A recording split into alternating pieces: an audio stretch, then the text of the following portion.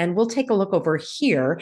And the theme of this annual meeting is Rebuilding Trust. World Economic Forum annual meeting. So the concept is that they are trying to drive dialogue, cooperation, and partnerships on global imperatives, blah, blah, blah. But let's just focus on this concept of rebuilding trust. And I'm going to let you know why it's so troubling to me. And I'm going to share with you in just a moment a video. It's a couple of minutes long from RFK Jr. when he was in a so-called debate with Alan Dershowitz. And I know that both of their names showed up on the list of, the Epstein flights and all of that. That's a topic for another day. But this was in the news, my gosh, a couple of years ago. And I want to share with you, again, this narrative that RFK Jr. is pushing about rebuilding trust. And then I also want to share with you a couple of others that are building this narrative and pushing this. And here's where I want to go with this. Imagine if, and we don't even need to imagine, the government now is not trusted by we the people. And it hasn't been trusted for a long time, especially over the last several years where people were harmed by these inflictions that were inflicted upon us. And the trust of the government and the regulatory agencies, meaning CDC, FDA, let's throw in the EPA and any other of these regulatory agencies that have been in the forefront of our lives, inflicting and imposing all of these restrictive measures. So people are understandably very untrusting of the government. So imagine now you have prominent people that are coming out with these ways of helping you trust the government more, so that the next time there is some kind of requirement inflicted upon you, well, of course you're going to trust the government, because not like last time where we couldn't trust them. Now we can trust them. The real issue is no one has the right to force you to undergo a medical intervention that you don't want to. And once these talking heads are saying, well, there's been a lot more safety testing and these regulatory agencies have been put to task, and I told them not to lie to you anymore, so now we can trust them. So that means now that the authorities that we didn't trust, we're supposed to trust. And it's like, good news, folks. Now we can trust these regulatory agencies. We have more safety testing. And now these agencies that you didn't trust previously are very reliable. So therefore, we can do whatever they tell us with confidence, because now these medical products that they are approving are safe. And of course, we can trust them when they tell us that it is safe. Am I the only one bothered by this narrative that I'm seeing again and again and again? Maybe you haven't seen it. So let's take a look here, shall we? I've got a little longer video and then a very short video. And these are both from RFK Jr. The first one is back in 2021. And the second one, the shorter one, is very, very recent, just in case you're going to tell me, well, he must have changed his views by now. I am going to enlarge this. And some of you have understandably said that it's difficult for you to understand him because of the vocal damage that he has had. And I'm certain it has nothing to do with any of the previous cocktails.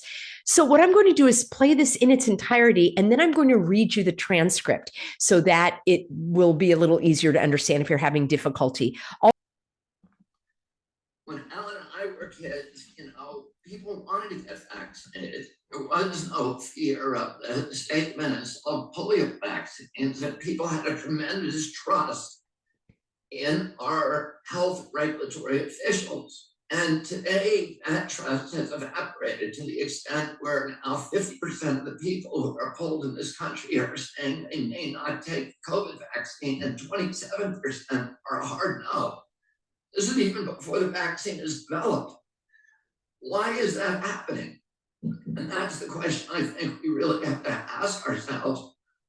Why do so many Americans no longer trust our regulatory officials and trust this process? And one of the reasons is, vaccines are a very, very interesting and very different kind of medical prerogative, because it's a remedy that it's a medical intervention that is being given to perfectly healthy people to prevent somebody else from getting sick. And it's the only medicine that's given to healthy people. So you would want, and particularly to children who have a whole lifetime in front of them, so you would expect that we would want that particular intervention to have particularly rigorous guarantees that it's safe.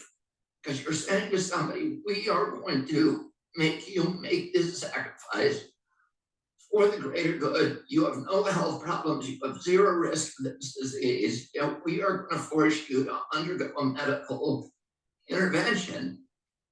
And our side of the bargain should be, oh, we want this to be completely safe. Okay. All right. There we have it. Okay. I think that was pretty clear. Well, maybe the language wasn't very clear, but let me summarize. Actually, I did a little transcript and it goes like this. When Alan and I were kids, meaning Alan Dershowitz, people wanted to get vaccinated. Okay. That's what RFK Jr. said. There was no fear of the polio cocktail, and people had a tremendous trust in our health regulatory officials. Okay, first of all, I take issue with those statements. Where is the evidence for that? There was no fear of that cocktail. Is that true? I find that a very bold statement, and he has no evidence to back that up. And then he says people had a tremendous trust in our health regulatory officials. Well, where's your evidence for that? Anyhow, he goes on to say, today that trust has evaporated to the extent where today 50% of the people polled in this country are saying they will not take the cooties cocktail, and 27% are a hard no. And he said this poll was even before the cocktail was developed. Why is that happening? Now, this was in 2021 when this interview aired. And the point that I'm getting at is the narrative that is being driven, which is not the fact that you have the right to do what you want to do with your body, but they're trying to spin it as if, well, it's just a matter of trust. And these regulatory agencies need to rebuild their trust so that people will trust the government. So why is he pushing this? Let me go on. He says, that is the question that we really have to ask ourselves. Why do so many Americans no longer trust the regulatory officials and trust the process? And one of the reasons is, the cocktails are very, very interesting, he says, and a very different kind of medical product. Because it is a remedy. It is a medical intervention that is being given to perfectly healthy people. Are you ready? To prevent somebody else from getting sick. This is what he says. And it's the only medicine. First of all, I take issue with the definition that it is a medicine. So I really do not care for the fact that RFK again and again and again and again equates the cocktail with medicine, but he does. He says it's the only medicine that's given to healthy people. So you would want, particularly the children who have a whole lifetime ahead of them, you would want to expect that we would want this particular intervention to have particularly rigorous guarantees that it is safe. He loves that word safe. I don't care for putting those two words together. Because you are saying to somebody, this is his quote, we are going to make you make this sacrifice for the greater good. You have no health problems. You have zero risk for this disease. And we are going to force you to undergo a medical intervention. Our side of the bargain should be, oh, we want this to be completely safe. All right. Let me share with you a shorter video, which is more recent, and I would like to hear what you have to say about this narrative of we need to have the American people trust the regulatory agencies. And what we need is guarantees that these medicines are safe. And what does that require? More safety testing. Because you can make poison safe. Absolutely, if you test it long enough on, innocent children and animals who have no say in this testing procedure. All right, let's go on because I want to bring to you this other shorter video. And you may say, Peggy, there you go again. This is a 3-year-old interview, the one I just showed you. So can't we have something more recent? let's do. Here we go. I'm going to share my screen. And this was January 1st. I'm going to increase the size here. And George Magazine asked RFK Jr. what he will do to restore trust in the government. He responded, the first is to stop lying and propaganda. Second is to acutely trust the people. If you don't trust the people, you don't have democracy. All right. You know how I feel about the word democracy. And if you don't, you can watch the many videos. In fact, I think I will do a top hit replay for you coming up tomorrow. In fact, all about democracy and why our country is not a democracy. It's a constitutional republic. Would somebody email RFK Jr., please, and let him know that he should start using the word constitutional republic instead of democracy, because it makes him sound like a socialist. And I'm sure he's not.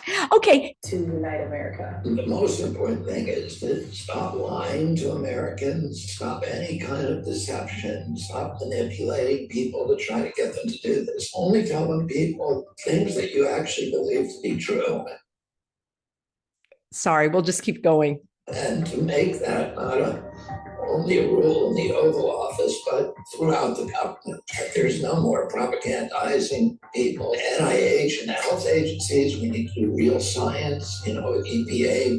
We need to do real science in EPA. Yeah, I would like a definition of what real science is. We need to do real science, order the CIA to stop propagandizing America.